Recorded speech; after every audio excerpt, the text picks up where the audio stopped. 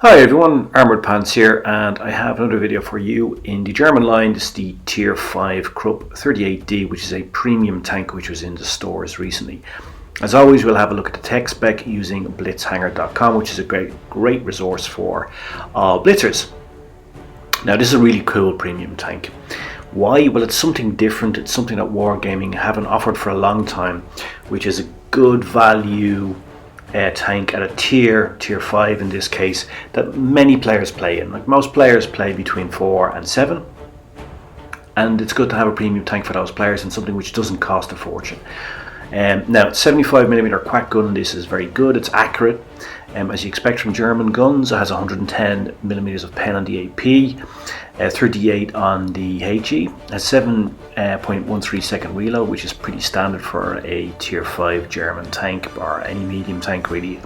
So it's not bad at all. We want to maximize the muzzle velocity in this tank because it's quite low, so we're going to use supercharge and refined gun, get it up to 1027 meters per second, which is not bad at all for a tier 5 medium. You can see here that the dispersion factors are pretty good, so you've got good gun handling as you would expect on a German tank. 8 degrees of gun depression, which is not bad at all for a German medium. Elevation is 20 degrees, which is good. Aiming arc left right, all good. Turret traverse is pretty good. However, you'll see here it's not a very mobile medium, but then since 5.5 not many are, particularly the Germans. The T25 and the Panzer 5.4 are really sluggish. This is even a little bit more sluggish, but on the plus factor, it's very small, and it's very rugged little tank. What do we mean by that? Well, it has this really great frontal armour. I mean, it's really good, and you're going to get a lot of bounces on this. And if you play against this, particularly if you've got a smaller caliber gun, you're going to see it's very red from the front onwards. Very difficult to pen. So if you're top tier in particular, it allows you to get a lot of bounces. A lot of guns just can't pen you front on. They just can't. They just won't go through. And that's a great thing to have. Now obviously if you're up tiered, you're not going to have that advantage. But front on, this tank is very strong. You can see here the sides and back, obviously it's vulnerable, but it's a very small target as well. So if you're up tiered and you've got a KV2 or something like that, it's very difficult to hit this tank when it's moving because it's a very small target, and if you've got a big derp gun, it is difficult to pin it down. But even with a normal AP round on this, it's the small target and difficult to hit, difficult to pen, particularly if you keep moving. And you're going to see some examples of that in the game where some big guns, some 85mm guns, actually bounce off the front of this or miss completely just by me moving and putting that armour right in front of the enemy. You saw there you had a look at the elevation and the depression, which is not bad at all. And you can see front on here against your peers, you're going to get some bounces. Even against tier 6s you will get some bounces if they don't hit the lower plate. As I said, some smaller caliber guns just can't go through it. Now, in terms of historical reference, this tank didn't actually exist, but the idea was to use the Hetzer chassis to create a medium tank, but it never actually went into production. Just on the blueprints developed by Krupp. Now, in terms of tactics, what I would do is, if you're top tier in this, you can go front line, but I would basically play it as a standard medium tank. You can see here some of its compatriots are the Panzer 4G, and then in terms of premium, the T25 and the Panzer 5.4, sorry. And actually this tank competes with all of these. It's a very tough competitor, has frontal armour like the Panzer 4.5, maybe even a bit better.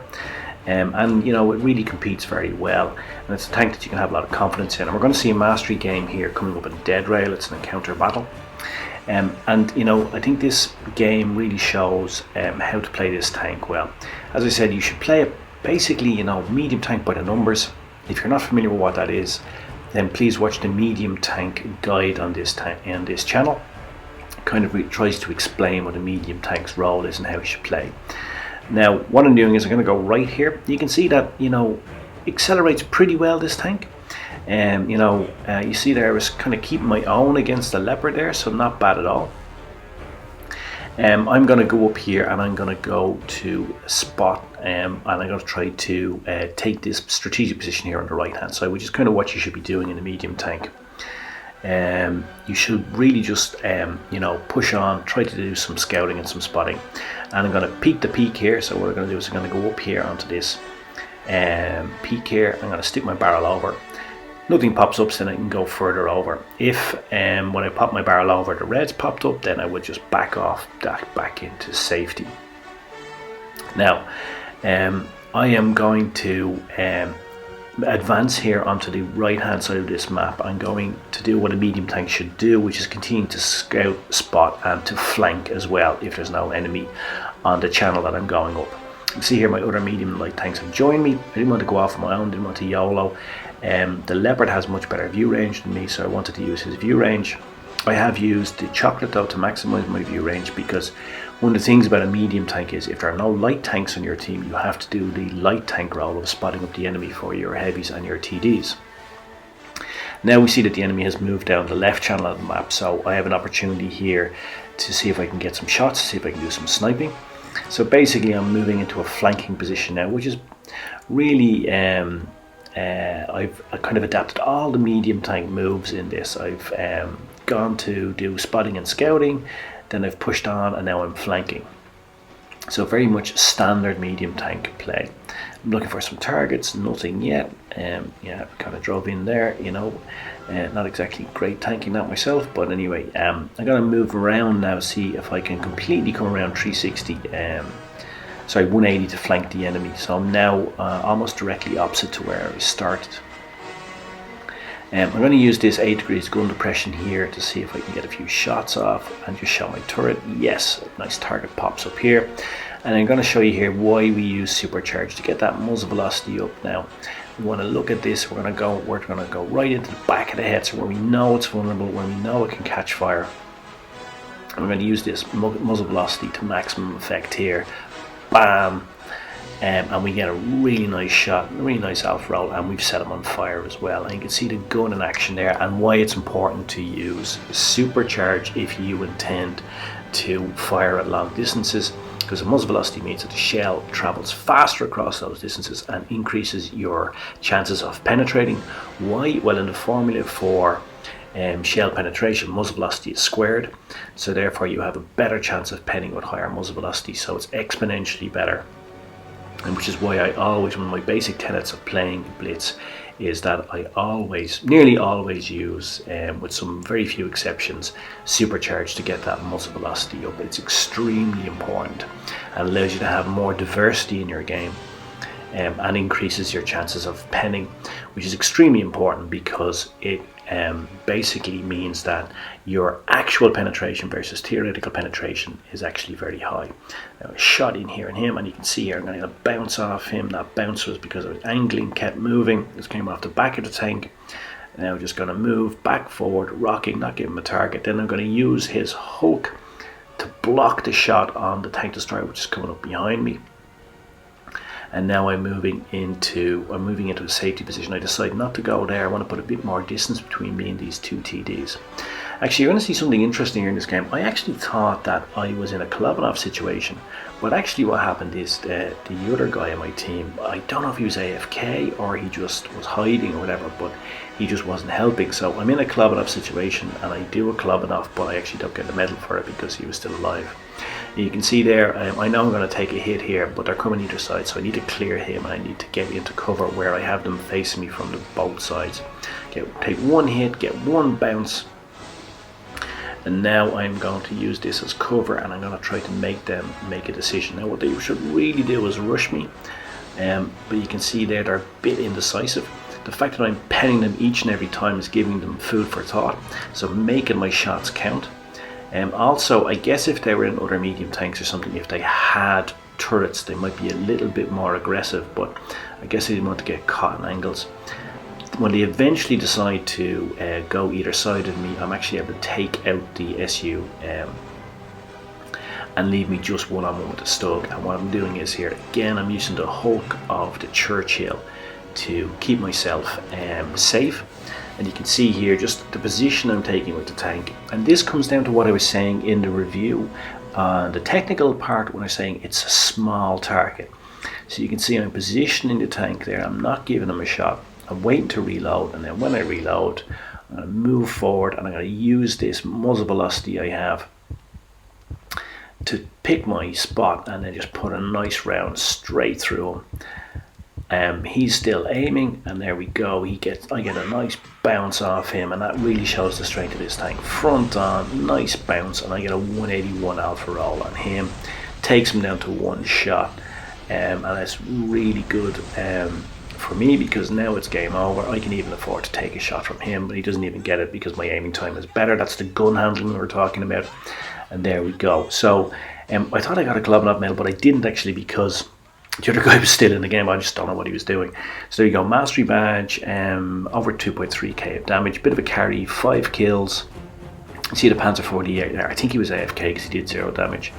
You can see there over 1000 XP, and the XP of course is what delivers mastery badges, and 1000 XP at tier 5 will usually 1000 XP plus will usually deliver you a mastery badge. So we will have a look at the efficiency here. We damaged nearly all the tanks, spotted them up, etc. If you look at the XP for the damage caused, XP for resistance to allies, XP for positive actions, the spotting, etc., and the team bonus for the win. And Radley Walters medal, deserved the Globinov medal, but obviously didn't get it because my teammate was still there. High caliber, top gun, and the mastery badge, and that shows really how good this little tank can be and how effective he can be. Now, of course, when you're up tiered, you obviously are at disadvantage. So when you're up tiered, if you're playing that role, then I would just go and support your other mediums. Let your tier 6 mediums take the brunt of the weight and just support them with that accurate gun and that armour. This is a great premium tank. I really like it. Good value, something different in the game, not lazy for more gaming as they often are. Just rehashing the same things again. It's something new, and it's something for most players, because most players play between 4 and 7 tiers. 75mm gun is very good. 7.13 second reload is decent. It's standard, nothing special, but it's standard.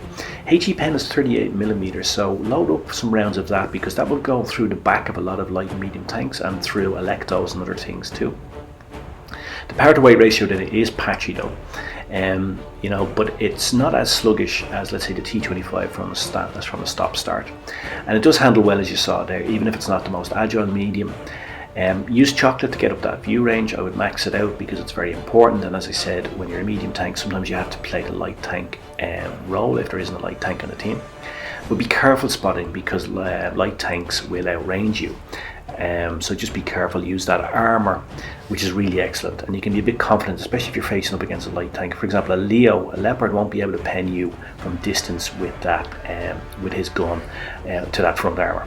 If you're top tier, you can be a bully. Many lower tier tanks just can't pen you, and this is a serious advantage, especially when brawling. And you saw there when I was up against those 2 tank destroyers with very decent guns, I got some bounces, and the small target made it very difficult for them to hit me. It is slow from a stop start, as he said, so be aware of this. But having said that, it's no slower, maybe even better than T25 and the Panzer 45, which since update 5.5 are really sluggish and not much fun to play at all. Anyway, cheers much. Thanks for watching. Hope you enjoyed it. I hope you found it useful. The music is Wagner, a Flight of Valkyries, made famous in Apocalypse Now. Hope you enjoyed it. Cheers much, and I guess all remains for me to say is pants off.